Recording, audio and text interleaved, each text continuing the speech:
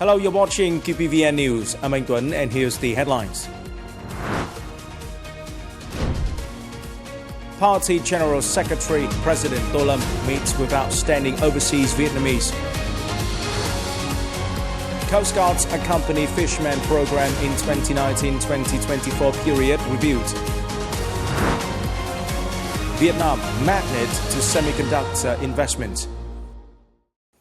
On August the 23rd in Hanoi, Party General Secretary and President Tô Lâm received a delegation of overseas Vietnamese attending the 4th World Conference of Overseas Vietnamese and the 2024 Forum of Overseas Vietnamese Intellectuals and Experts. On behalf of the party and state, Party General Secretary and President Tô Lâm warmly welcomed all delegates. He also emphasized that the overseas Vietnamese community is always an inseparable part for the country and the Vietnamese people. The fatherland always opened its arms to welcome the valuable contributions of overseas Vietnamese, thereby building a prosperous Vietnam. He affirmed that the party, state and people nationwide always welcome and create favorable conditions for overseas Vietnamese to return home to visit relatives, travel and invest in production and business.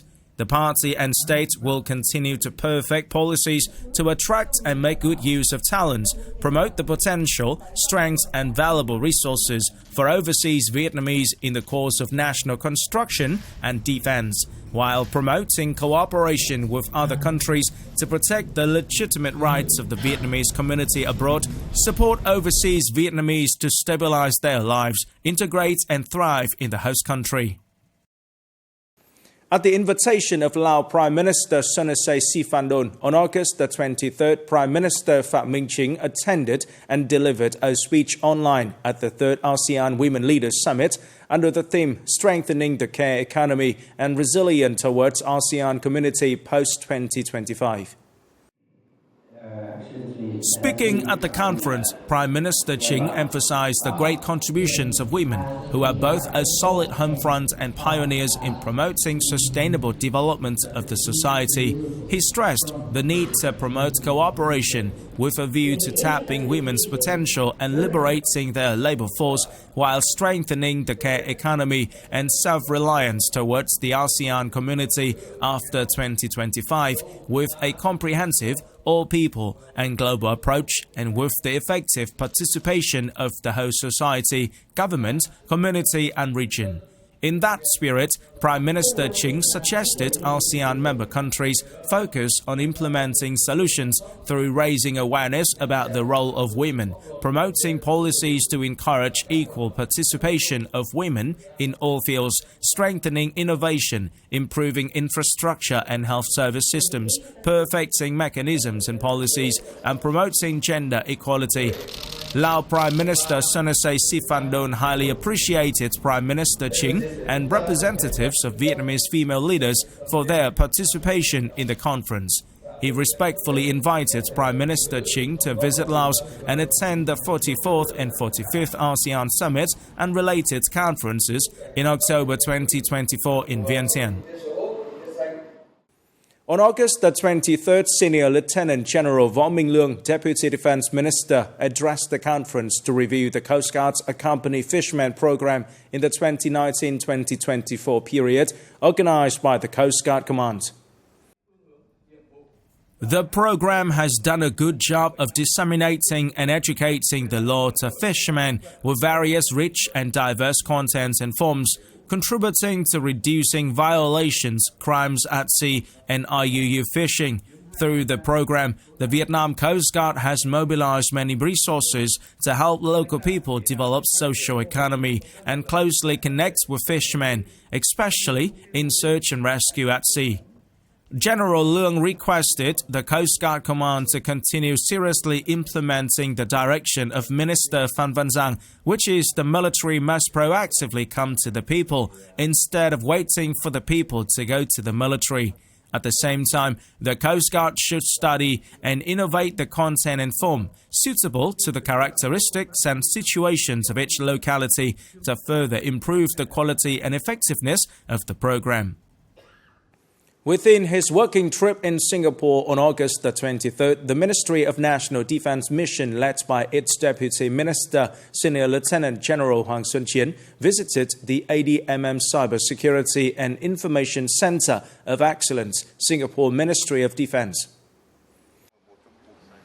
Welcoming the delegation, Director of the Center, Ms. Yao Xiaopeng, stated that the center aimed to promote confidence-building measures, enhance information sharing and capacity building for ASEAN defense agencies, strengthen multilateral cooperation among ASEAN defense agencies to combat cyber attacks and fake news for the sake of common peace and security of the region.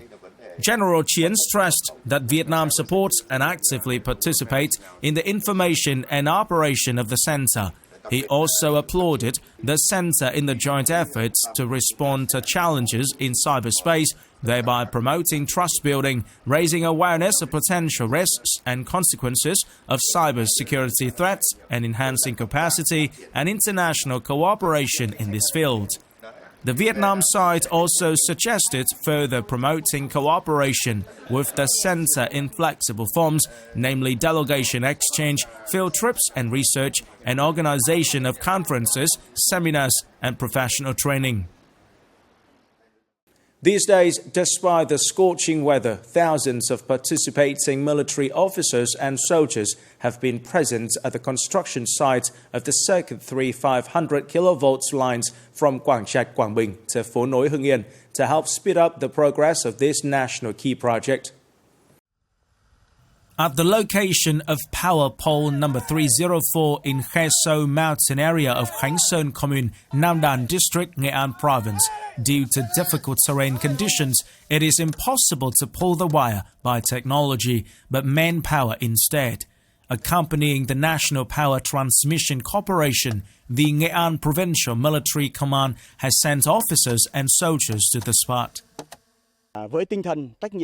We have deployed more than 650 participating officers and soldiers to the project with the highest sense of responsibility, determined to complete the work on schedule.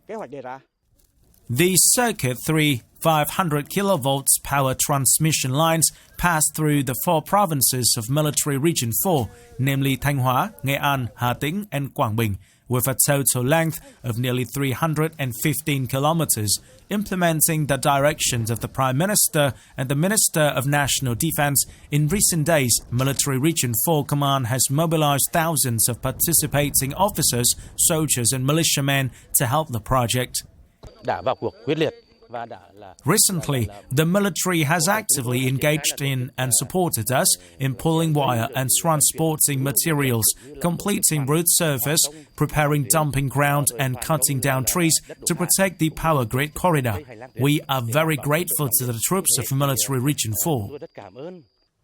In addition to the uniform of the electricity workers, there is also the green uniform marking the contribution of the soldiers of Military Region 4 to the national key project, contributing to the economic development of the country. Coming up next, Nguyen Dynasty's diplomacy brought to life through 3D exhibition. Vietnam magnet to semiconductor investment. The online 3D exhibition featuring documents selected from the collection of the Nguyen Dynasty's Imperial Archives themed Nguyen Dynasty's Diplomacy Between the East and the West is taking place at the National Archive Center of the State Records and Archives Department. The event commemorates Vietnam's Diplomatic Service Day on August the 28th. It provides information about Vietnam's diplomatic policy in the Nguyen Dynasty. The exhibition introduces to the public for the first time hundreds of unique documents on the country's diplomatic activities in the first over 50 years of independence under the Nguyen Dynasty between 1802 and 1858, including 2 main sections titled Closing the Door to the West and Opening to the East.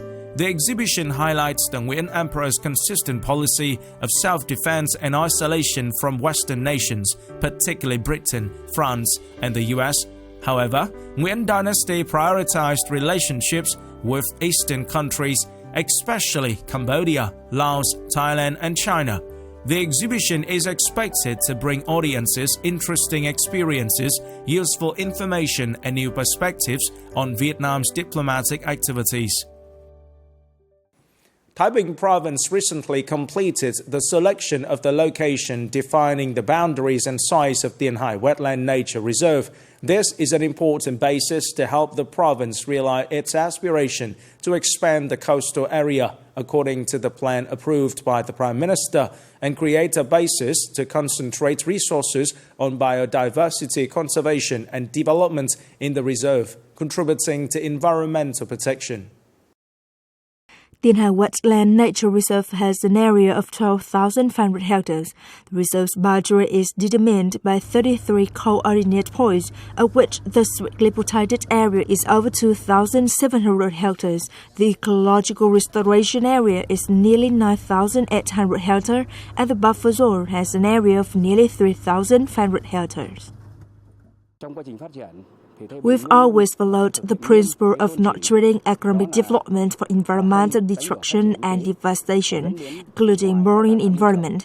The integration of Dien Hai District Wetland Nature Reserve is a stepping stone for harmonious economic development in Taiping, especially the marine environment.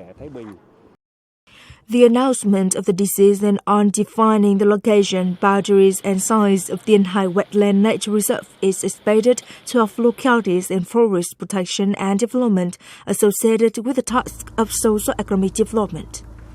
The decision has facilitated us in managing and protecting the forest from being encroached. It has also promoted economic development associated with forest protection. Over the years, Taiping has always complied with the principles and regulations of the Ramsar Convention, the Red River Delta Biosphere Reserve recognized by UNESCO in 2004, attaching importance to forest protection and development, biodiversity conservation associated with economic development, and creating livelihoods for coastal people. Mangrove forests in Dien Hai District are considered the green lungs in the Red River Delta Biosphere Reserve and the green wall to block storms.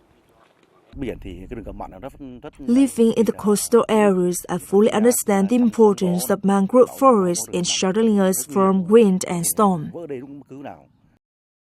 The defining of the location, boundaries, and size of Dien Hai Wetland Nature Reserve demonstrates the determination of Taiping's authorities and local people in implementing the party's resolution on the strategy for sustainable development of marine economy by 2030 with vision to 2045, along with approved national and provincial plans. With economic openness, political stability, abundant internal resources, and especially a young, dynamic, and creative human resource, Vietnam has become an attractive destination, a magnet attracting foreign semiconductor investors. Such big brands in the semiconductor industry as Samsung, Intel, Qualcomm, Infineon, and Amkor have been investing in Vietnam and achieving certain successes. It is forecast that by the end of this year, the value of Vietnam's semiconductor industry will have exceeded $6.16 billion. The fact that an increasing number of countries are placing their trust in Vietnam is attributed to its domestic political stability and close diplomatic relations with many countries in the world. The Vietnamese government and the Vietnamese people did an amazing job during COVID. So Vietnam is considered as a stable, trusted partner. The government made the necessary decisions when it was necessary and opened up the country as soon as it was reasonable. Since Vietnam and the US elevated the relations to comprehensive strategic partnership, both countries have actively promoted diplomacy and cooperation in different fields, including the semiconductor industry. In the joint statement, the US agreed to support Vietnam in training and improving semiconductor capacity. Semiconductors is something that both countries, both governments want to work on together. I think it's no secret how important this is to the Vietnamese government, where they see that Vietnam's been successful in many areas economically. With these advantages, Vietnam is believed to have enough human resources, economic openness, and political position, creating favorable time for the country to become an important link in the global semiconductor value chain. This is the end of the QPVN News today. Remember to watch our news again at qpvn.vn. Thank you for watching and goodbye for now.